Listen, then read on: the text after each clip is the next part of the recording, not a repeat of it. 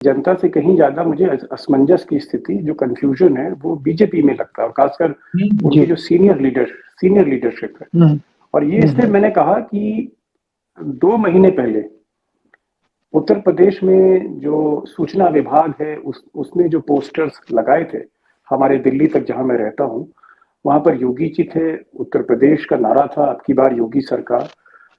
और जाहिर तौर पे ये जो पोस्टर है, ये जो नारा है, स्लोगन है, अप्रूव हुआ होगा, बीजेपी ने ही अप्रूव किया होगा, जिसमें योगी जी और मोदी जी और योगी सरकार उसमें लिखा हुआ आ रहा था।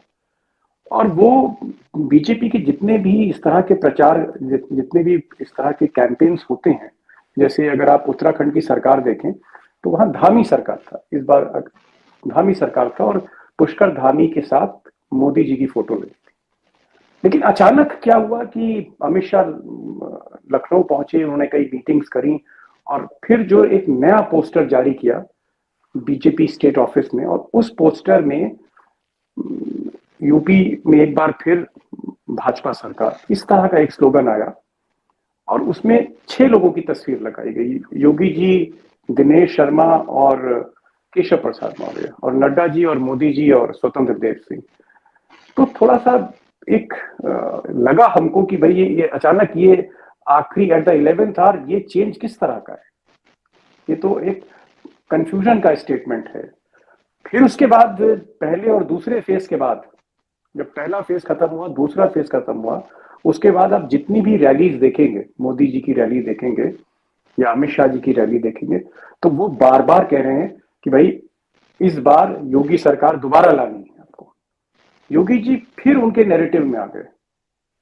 और अब मैं देख रहा हूं कि जब गोरखपुर में कल परसों ये पोस्टर लगे, तो योगी जी फिर एक गायब हो गए।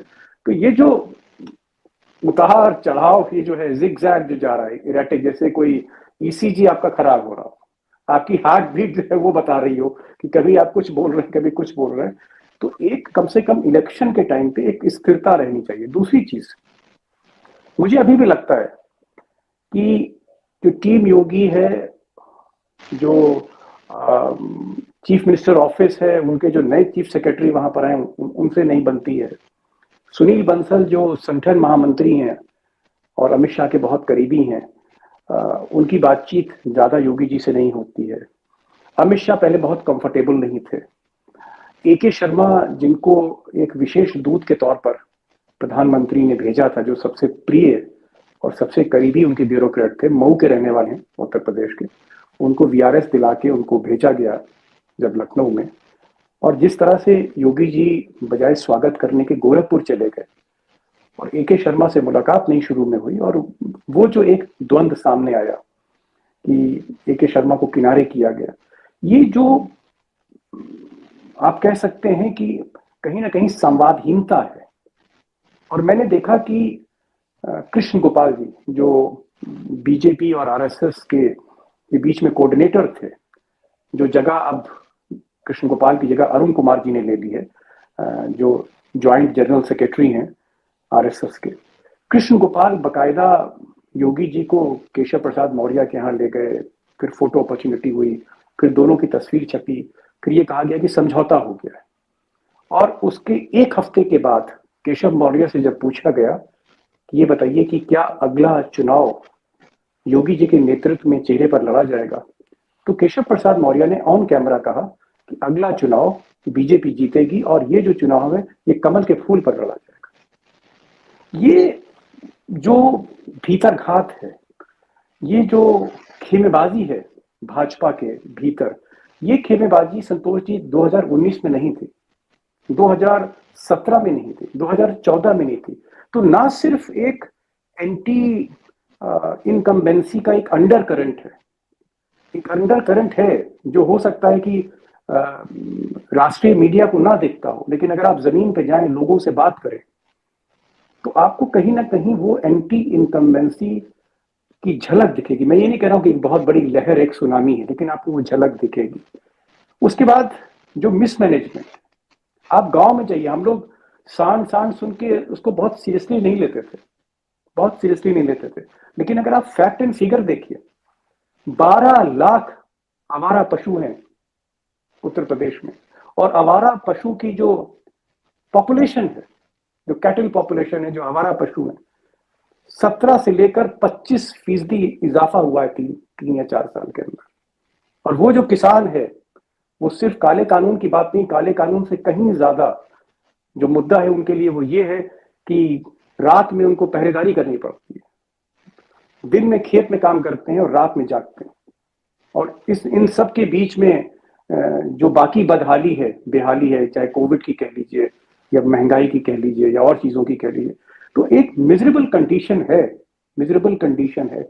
और खासकर ये जो चौथा फेस है, जहां पर आप हरदोई के अपवर्ड्स जाएंगे, सीतापुर, लखीमपुर, पीलीभीत, ये जो जंगल से घिरा जो तराई बेल्ट है, जहां जंगल ज्यादा है, खेत खलियान, बड़े फार्म्स हैं, वहां पर जानवरों की समस्या बहुत ज्यादा है। इतनी ज्यादा है कि बहुत सी मौतें हो गई। तो मेरा ये कहना है कि ये लोगों और खासकर किसान, उसके बाद आप देखें यूथ, चौथा के बाद जो 5वें फेज का जो चुनाव हो रहा है संतोष जी, वो चुनाव लखनऊ से लेकर जो इलाहाबाद के बीच में आप कह सकते हैं जो चुनाव हो रहा है, जिसमें प्रतापगढ़ है, जिसमें सुल्तानपुर है, जिसमें प्रयागराज है, अयोध्या, फैजाबाद, ये जो इलाका है, ये बेसिकली विद्यार्थी पट्टी है, ये स्टूडेंट बेल्ट है, जहां एक बहुत बड़ी संख्या कॉम्पिटिटिव एग्जाम्स देती है, घर घर तैयारियां करती है। जौनपुर चले जाइए, सुल्तानपुर, प्रतापगढ़, इलाहाबाद। और जिस तरह से पिछले 3 सालों में कम से कम 16 से 17 एग्जामिनेशन जो स्टेट गवर्नमेंट कराती है, state civil service commission, 17 examination के पर्चे लीक हुए हैं, वो एग्जामिनेशन रद्द हुए हैं, कोई भर्तियां नहीं हुई हैं। और आलम यह है कि जो पीसीएस हमारे उत्तर प्रदेश का सबसे बड़ा इम्तिहान है, सिविल सर्विसेज का पीसीएस, वहां तक का पर्चा लीक हुआ है। और उन स्टूडेंट्स में रोष है। आप लखनऊ में चले जाइए, आप, और लखनऊ में आप सचिवालय के इर्द गिर्द या विधानसभा के इर्द गिर्द जाइए, आपको जत्थे के जत्थे मिलेंगे विद्यार्थियों के, जो सर्दियों में बैठे थे वहां। और हर हफ्ते जब कोई वीआईपी निकलता है या योगी जी निकलते हैं तो उन पर लाठीचार्ज होता है, क्योंकि वो नारे लगाते हैं। ये स्थिति है। और पिछले हफ्ते आपने देखा होगा कि इलाहाबाद में जिस तरह से विद्यार्थियों पर पुलिस के बूट चले, लाठी चली, ये जो मैसेज है, मुझे लगता है कि स्टूडेंट एजिटेटेड है। सिंगर साहब ने जो भर्तियों का जिक्र किया था, ये सही बात है कि पश्चिम में, और मैं तो कहूंगा कि जाट लैंड से लेके यादव लैंड तक तमाम बच्चे पैरामिलिट्री फोर्सेस, मिलिट्री और पुलिस में भर्ती के लिए दौड़ते हैं, व्यायाम करते हैं, रियाज करते हैं। उनकी कद काठी भी अच्छी है, मिलिटेंट ट्राइब है उसमें, उनकी भी भर्तियां नहीं हुई। तो ये एक माहौल है।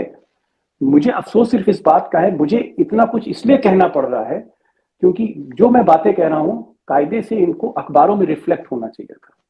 कायदे से अगर ये टीवी में बातें आती तो आप मुझे इतना मौका ही ना देते बोलने का, क्योंकि मैं इन चीजों को रिपीट कर रहा होता। मैं पहली बार नहीं बोल रहा हूं। ये सारी बातें ना आके, और अगर हम ये कहें कि बीजेपी जो है वो दोबारा पिछली बार जैसी परफॉर्मेंस देने जा रही है, और हम ये कहें कि साहब कोई लहर नहीं है उत्तर प्रदेश में और कांटे की टक्कर है, और मैंने कई पत्रकारों को कल सुना जिनका ये आकलन था कि 40+ सीट्स, 59 में से जो 59 सीट्स पे चुनाव हुआ चौथे फेज का लखनऊ में, उनका ये कहना है कि 40+ सीट्स बीजेपी के खाते में जाएगा। अब इस तरह की बातें अगर कोई ब्यूरो चीफ करे, कोई ऐसा पत्रकार जो 15-20 साल से किसी बड़े बैनर के लिए काम कर रहा हो, वो अगर लखनऊ से फोन करके कहे कि नहीं दीपक जी आपको समझ नहीं आ रहा, बीजेपी इस फेज में 40+ सीट्स ला रही, तो आप सोचिए आप उससे आगे क्या बहस करेंगे, क्या बात करेंगे आप उससे। मैं उससे क्या कहता कि जो सबसे बड़ा नेता है इस लखीमपुर और तराई का, वो अजय मिश्र टेनी है, जो घर से बाहर नहीं निकल पाए, जहां प्रधानमंत्री को रैली रद्द करनी पड़ी। प्रधानमंत्री लखीमपुर नहीं गए, उनकी रैली लगी हुई थी। अगर ये एंटी इनकम्बेंसी नहीं तो क्या है? ऐसा तो नहीं मानेंगे कि लखीमपुर में कोई बिजनौर की तरह मौसम खराब था या वहां पर भीड़ जमा नहीं हो पाती।